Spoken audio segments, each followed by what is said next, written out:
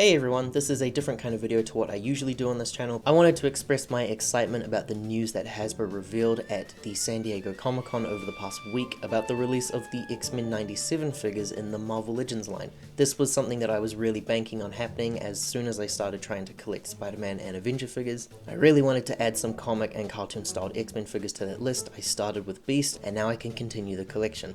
This wave consists of 6 characters in total, and it is a wave that I hope to complete. I'm usually a 1 or 2 figure kind of person when it comes to waves like this, but I had a feeling that this would be one that would sell me. I'm not really huge on every figure that's been listed, but most of them do look really great. First up is Gambit. It's a figure that I didn't think that they would do. I've added the Retro Series one onto my wishlist, and I've been watching over him over the past month. There's been a few Gambits that have released over the past 4 years now. That retro one would cost me around 68 NZ on a sale. This one does look to be the same, but this one features more of a distinguished cartoon style and less accessories. Presumably this figure should be 45 NZ and completes this wave, so I'd probably rather go for that one than the $68 one. I really love the hair and the vibrancy of his blues. His colors look really nice as well overall. His face kind of sells you on this idea that they'll all have this cartoon style going on, but it is just him as far as I've been able to tell. The rest look like usual Marvel Legends figures. Happy to be getting those card accessories since that is his defining feature.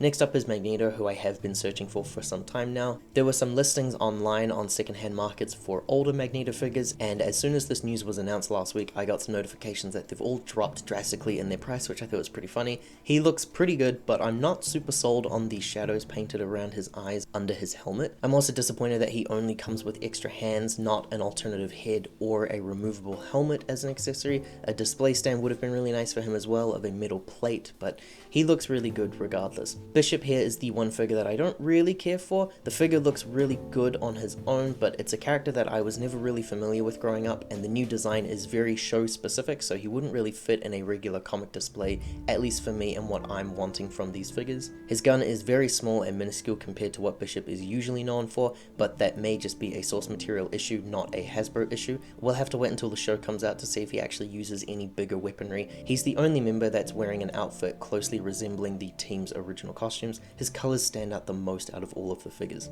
Next up is Rogue, who also still has some of her figures available in secondhand markets and on Amazon, but this figure looks a lot better than that Retro Series one. Looks like she uses the same accessories that other Rogue figures have released with before, the hand holding onto her glove, which I think makes for a really cool display pose.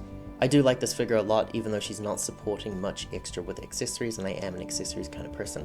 Next up is Storm, who was one of my most anticipated figures, and I think she's fine. Same issues with Bishop. The figure does look really great, but she has a show-specific design, and that doesn't sell me as much as the others. It's a very specific gripe for me, and it likely won't be an issue for other people who have comic variants of these figures. Her white outfit looks really nice and her expression's really cool as well, but I think I still like the black costume from the retro one a bit more. She's got the longer hair, which I like, but importantly she featured accessories, and this one just has extra hands. She doesn't have any lightning accessories or anything, which I think is really disappointing. Lastly, this is Wolverine, who was my most anticipated figure, and he might be my favorite of the bunch. I don't own any Wolverine figure, so I did really want just a remake of that VHS one. I think he looks great. The really big mask is a little distracting for me, but that is accurate to the source material, so I can't complain too much. He includes some swappable hands, and he has an extra head and a hood piece for when he's not wearing the mask. I think he looks great. There was also this reveal of a team-up pack, which I've seen these figures around before in stores. They're not Marvel Legends scale, they're a bit smaller, but they seem pretty cool for kids. I wanted to point this out because this pack features the exact same figures in the Legends line, except they've taken away Magneto and they've swapped out Bishop for Cyclops.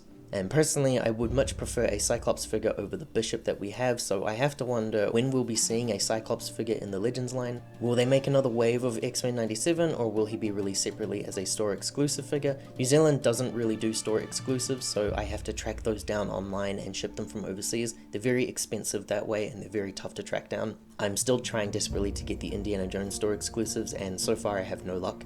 But now I wonder if I need to buy a different Cyclops figure to go with these in the secondhand market. The VHS one looks amazing, but we never stocked any of those here. Anyway, that's a quick look at the X-Men 97 figures. This has gone out a lot later than anticipated, but I'm really looking forward to these releases personally, so fingers crossed that my country actually stocks and sells these.